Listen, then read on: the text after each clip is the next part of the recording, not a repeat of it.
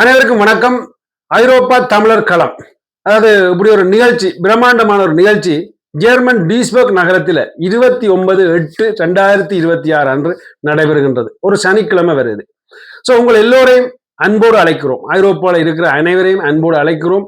இதுலையும் விசேடமாக TikTok, YouTube, அடுத்தது பேஸ்புக் பிரபலங்கள், ஸோ அவர்களையும் மகிழ்ச்சியோடு அழைக்கின்றோம். ஏனென்றால் ஸோ அவர்கள் ஒரு கண்டென்ட் கிரியேட்டர் என்ற நிச்சயமாக அவர்கள் அறிவு சார்ந்தவர்களாக இருக்க முடியும் என்ற நம்பிக்கையோட. ஏனென்றால் அவர்கள் ஒரு கண்டென்ட் கிரியேட்டர்ன்றது இவ்வளவு கஷ்டம்ன்றது எல்லாருக்கும் தெரியும்.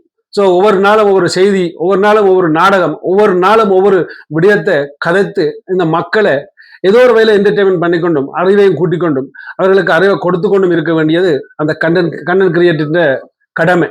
அல்லாட்டி அந்த வீடியோவோ அல்ல அந்த யூடியூப் சேனலோ அந்த பேஸ்புக்கோ படுத்த அவைக்கு, அதாவது ஆக்கள் பார்க்க மாட்டார்கள்.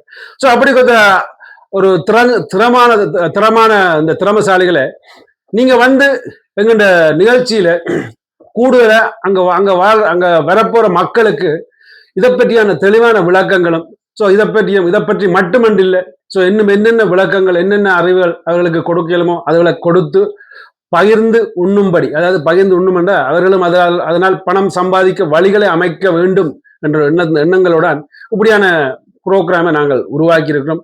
டீஸ்பர்க்ல உள்ள பல இளைஞர்களும் சேர்ந்து இந்த நிகழ்ச்சியில விசேடமா, அதாவது உங்களுக்கு நான் ஏற்கனவே சொன்ன மாதிரி டீ கடை, அப்பக்கடை, தோசைக்கடை, வடக்கடை அப்படியான கடைகள் போடுறாக்கள். ஸோ அவர்கள் விளம்பரங்களை எங்களுடைய பின்னுக்கு ஒரு பெரிய ஒரு பேனர் புகைப்படம் எடுக்கிறதுக்காக உருவாக்குறோம். அந்த பேனர்ல இந்த விளம்பரத்தை நாங்கள் போடுறதாக டிக்டாக், பேஸ்புக்ல சொல்லியிருந்தோம். அதே மாதிரி தான் நீங்க யூடியூப் சேனல் வச்சுக்காக என்றால் நீங்கள் யாரெல்லாம் வாரீங்களோ அவர்களுடைய லோகோக்களை எங்களுக்கு அனுப்புங்க. அதாவது இன்னும் ஒரு 2 கிழமைக்குள்ள அனுப்ப வேணும். அப்படி அனுப்பினா தான் அது எங்கள்ட பேனர்ல உங்களோட லோகோவோட பதிவிடப்படும். ஸோ அதை அனுப்புங்க. உங்களோட லோகோவும் எங்களுடைய பேனர்ல பதிவிடப்படும். அது அங்கு காட்சியாக்கப்படும். ஸோ அந்த இடத்துல காட்சியாக்கப்படும். ஸோ இது எங்களுக்கு ஆதரவு தாராக்கள் விளம்பரங்கள் அனைத்தையும் நாங்கள் அங்கே பதிவிடுவோம் என்றதில் மாற்று கருத்து இல்லை.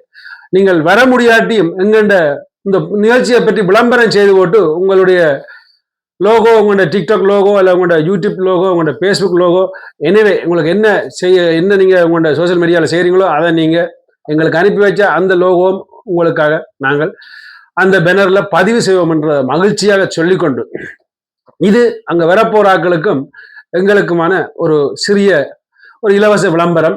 ஸோ அப்படி கொத்த நிலையில இன்னும் ஒரு புதிய ஒரு திட்டத்தையும் இதுல நான் அறிமுகப்படுத்த விரும்புகிறேன். அதாவது எங்கள்ட சொந்தங்கள் இலங்கையில வாழ்கின்றார்கள். ஸோ இலங்கையில பலர் கஷ்டப்படுறார்கள். நான் ஏற்கனவே ஒரு வீடியோன்னு போட்டு நீங்க எல்லாம் பார்த்திருப்பீங்க. பயன்படுத்திய ஆடைகள். ஸோ பயன்படுத்திய ஆடைகளை நாங்கள் இலங்கைக்கு ஏன் அனுப்பி வைக்கக்கூடாது, அங்க எவ்வளவு பேர் அந்த ஆடைகளுக்கு தேவையானவர்கள் இருக்கிறார்கள் என்றதை பற்றி விளக்கமாக சொல்லி, நானும் என்னட்ட இருந்த இருந்து போய்க்குல கிளிநொச்சிக்கு போய் ஒரு ஆள் என்னட்ட இருந்த 10 சேட்டுகளை நான் கொடுத்து விட்டேன். அதுக்கு மேல கொண்டு போயிடாது, என்னட்ட இருந்ததை நான் அதுக்கு மேல கொண்டு போயில கொடுக்கலாண்டார். அது பிறகு 10 சேட்டுகளை கொடுத்து விட்டேன். ஸோ அதுக்கு பிறகு நான் ஒரு வீடியோ ஒன்று போட்டேன். அதை பார்த்து இங்கிலாந்துல இருந்து ஒருவர் போய் திருவண்ணாமலையில அவர் 5-10 சாரி ஒரு ஆளுக்கு வாங்கி கொடுத்துருக்காரு புதுசா. ஸோ அப்படியான நல்ல மனிதர்கள் இருக்கின்றார்கள் இந்த உலகத்தில் என்றதுல மாற்று கருத்து இல்லை. ஸோ அதே மாதிரி ஆரெல்லாம் இந்த ஐரோப்பா தமிழர் களம் என்ற நிகழ்ச்சிக்கு வாரீர்களோ, நிச்சயமாக அங்கு வரும்பொழுது நீங்கள் பயன்படுத்திய சாரிகள், அதாவது உங்களுக்கு நான் கதை கேட்கல, சில நேரத்தில் உங்களை பற்றி நான் கேவலமா கேட்கிற மாதிரி விளங்கும். அப்படி நீங்க நிற்காதீங்க. தயவு செய்து ஒரு தம்பியாயோ ஒரு அண்ணனாயோ நீங்க ஏற்றுக்கொள்வீங்க நம்பிக்கையோட இந்த கதையை நான் சொல்றேன். அதாவது இங்க பாத்தீங்களா, நாங்கள் ஒரு கல்யாண வீட்டுக்கு ஒரு சாரி மட்டும்தான் போடுவோம். அதுக்கு பிறகு அடுத்த கல்யாண வீட்டுக்கு, அடுத்த சடங்குக்கு, அடுத்த விடயங்களுக்கு இந்த சாரியை பயன்படுத்தாமல் நீண்ட காலமாக அலுமாரிக்குள்ள இருக்கு. ஸோ அப்படியான சாரிகளை நீங்கள் கொண்டு நாங்கள் அங்க அந்த ப்ரோக்ராம் நடக்கிறாண்டு ஒரு பெரிய ஒரு பொட்டி ஒன்று வைப்போம். அந்த பொட்டிக்குள்ள கொண்டு உங்களோட சாரியில போட்டிங்களாக இருந்தால் நிச்சயமாக எங்களுக்கு சொல்லிட்டு போட்டீங்கன்னா தந்த உங்களையும் நாங்கள் விரும்பினால் மக்களுக்கு அறிய தரும். அதாவது நல்ல மனிதர்களை வெளிக்கொண்டு வர்றதுல ஒரு நாளும் தப்பில்லை. ஸோ அதை நீங்க அறிய தந்த செய்திகளா இருந்தா அங்க உள்ளவர்கள் உங்களோட போட்டோ வீடியோ எடுத்து அதை நீங்கள் இவ்வளவு சாரி தந்திருக்கிறீங்கன்றதை பெருமையோட நாங்கள் வெளியில சொல்றதுக்கு காத்திருக்கின்றோம், உங்களுக்கு விரும்பினா மட்டும். ஸோ சாரி மட்டுமன்று இல்லை, உங்கள்கிட்ட உள்ள ஷர்ட்டுகள், டி ஷர்ட்டுகள், என்னென்ன நல்ல நல்ல ஆடைகள், அதாவது இதுல ஒரு ஒரு முரண்பாடும் வந்துச்சு. நான் அதை செய்யக்கல. பழைய உடுப்புன்னு சொல்லாதீங்க, பயன்படுத்தி உடுப்புன்னு சொல்லுங்கன்னு சொன்னார்கள் பலர். அதுவும் சரிதான், நான் அதை ஏற்றுக்கொண்டுதான். இப்ப உங்கள்ட்ட என்னென்ன பயன்படுத்தி ஆடைகள் இருந்தா, நல்ல நல்ல ஆடைகள், அதாவது உங்களுக்கு தெரியும் வெளியில போற ஆடைகள் வந்து நீங்க வேற மாதிரி எல்லாம் யோசிக்கப்படாது. ஸோ அப்படியான ஆடைகளை கொண்டு வந்து எங்க நிகழ்ச்சியில தருவீங்களாக இருந்தா அதை விட ஒரு மகிழ்ச்சி வேறு ஒன்றுமில்லை. ஸோ இப்படியான விடயங்களை நிறைவேற்றுவதுதான் எங்களுடைய நிகழ்ச்சியின் பெரிய ஒரு நோக்கம். அதாவது இந்த நோக்கத்தை நாங்கள் நிறைவேற்ற வேணும் என்றதுக்காகவும், அடுத்தது மக்களுக்கு வேறு ஏதேனும் ஒரு அறிவு சார்ந்த விடயங்களை கொடுக்க வேண்டும் என்றதுக்காக தான் இந்த நிகழ்ச்சி.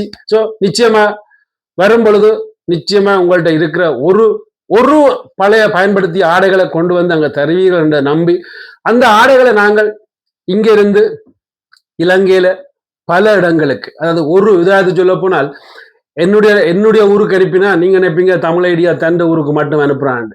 அது அப்படி ஒன்றும் இல்லாமல், அதாவது எந்தெந்த ஊருக்கெல்லாம் தேவைப்படுதோ, அதாவது அதையும் நான் இதுலயே அனௌன்ஸ் பண்ணிடுறேன். அதாவது ஆரெல்லாம் உங்களுக்கு வாசியாலையில உதாரணம் சொல்லுவேன், வாசியாலைன்றது தெரியும், எங்கண்ட நூலகம்.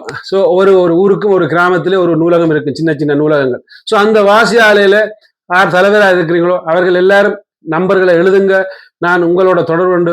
உதாரணத்துக்கு சொல்ல போனா எங்களுக்கு எவ்வளவு என்ன மாதிரி எவ்வளவு சாறு சேரப்போது, எவ்வளவு வரும் என்று எங்களுக்கு தெரியாது. அல்ல எவ்வளவு ஷர்ட் சேரப்போது, எவ்வளவு டிஷர்ட் சேரப்போது, அல்ல எவ்வளவு குழந்தைகள் உடுப்பு சேரப்போது என்று எங்களுக்கு தெரியாது. ஸோ அது சேர்ற எல்லாத்தையும் பிரித்து ஒரு குறைஞ்சபட்சம் அதை பிரித்து ஒரு 2-3 நாள் எவ்வளவுக்கு கூட சேர்ந்துட்டா கூட வாசியாலைக்கு அனுப்பப்படும். கூட சிட்டிகளுக்கு, அதாவது கூட உதாரணத்துக்கு யாழ்ப்பாணமா, மல்லாடி, மட்டக்களப்பா, மன்னாரா என்று பல இடங்களுக்கு அனுப்பி வைக்கப்படும். ஸோ இதை நீங்கள் ஆறாவது இந்த பேக்கெட் சேவை செய்கிறார்கள் அனுப்ப விரும்பினா கூட அது கூட நீங்கள் வந்து ஜாயின் பண்ணீங்கன்னா உங்களோட விளம்பரம் எங்கண்ட பலகையில இலவசமாக பதிவிடப்படும். ஏன்னா நீங்கள் உங்களோட விளம்பரத்தை நாங்கள் அதை செய்ய காத்திருக்கிறோம். அதே நேரத்தில் நீங்களும் அந்த ஒரு பொட்டியை உதாரணத்துக்கு ஒரு பொட்டி அனுப்ப 40 யூரோண்டா அந்த ஒரு பொட்டியை நீங்கள் இலவசமாக இந்த நாங்கள் சொல்ற இடத்துக்கு அனுப்பி தருவீங்களா கூட அது கூட எங்களுக்கு மகிழ்ச்சி. அப்படி இல்லாட்டி அதை நாங்கள் எங்கள் பணத்திலேயே அனுப்புவோம் என்றதே மாற்று கருத்து இல்லை. ஸோ நண்பர்களே, இதை திட்டமா செய்வோம், துணிவா செய்வோம், திட்டமா செய்வோம், எல்லாருக்கும் பிரயோசனப்படக்கூடிய செய்வோம். ஸோ அதுதான் எங்களோட நோக்கம். முடிஞ்ச வரை நான் சொன்ன விடயங்கள்ல கவனம் எடுத்து வரைக்குள்ள எல்லாரும் உங்க வீட்டுல இருந்து தேவையில்லாம இருக்கிற ஆடைகளை கொண்டு வாங்க. நிச்சயமா நீங்க சொன்னா நம்ப மாட்டீங்க, என்னட்ட 25 பேருக்கு மேல, அதுக்கு மேலேன்னு சொல்லலாம், அதுக்கு மேல ஃபோன் பண்ணி அண்ணன் எனக்கு சாரி இல்லையா, எனக்கு உடுப்பு இல்லையா, நான் கொடுத்த ஷர்ட்டுக்கெல்லாம் பலர் கிடைச்சி, அண்ணன் எனக்கு தம்பி மாதிரி இருக்கிறாங்க, உங்களோட ஷர்ட் எல்லாம் அளவா இருக்கு, மல்லாடி அது இருக்கு அப்படின்னு பலர் கதைப்பார்கள். ஸோ அது கேட்கும் பொழுது சொல்ல போனா எனக்கு மனவர்த்தமா இருந்தாலும், ஆனால் கேட்டு வாங்கி அதை கொடுக்கிறார்களே, அதே ஒரு பெரிய விடயம். நிச்சயமா அதை நாங்கள் எல்லாரும் சேர்ந்து புலம்பெயர்ந்த மக்கள் செய்ய வேணும் என்றால் என்னுடைய குறிக்கோள்.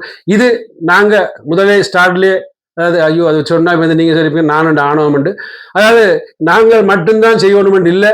இதை எந்த ப்ரோக்ராமில் இருந்தாலும், எந்த ப்ரோக்ராம் இனி வெறும் ப்ரோக்ராம்கள்ல நீங்களும் இந்த ஆடைகளை சேர்த்து, அதாவது கொலண்டா இருக்கலாம், சுவிஸா இருக்கலாம், பிரான்ஸா இருக்கலாம், எங்கேயா இருக்கலாம், நீங்களும் அந்த ஆடைகளை சேர்த்து எங்களோட சொந்தங்களுக்கு அனுப்பி வைங்கள். அந்த சொந்தங்கள் உண்மையா சொல்ல போனா பயன்படுத்திய ஆடைகளை அவர்கள் போட தயாரா இருக்கிறார்கள். ஒரு சிலர் திமிரில் எழுதுகிறார்கள் கருத்துக்களை. அந்த கருத்துக்களை ஒரு நாளும் நம்பாதீங்க. அங்க ஆட்கள் இருக்கிறார்கள் என்பதை நான் திட்ட தெளிவாக எனது வீடியோக்கள் ஊடாக நான் கண்ட உண்மை.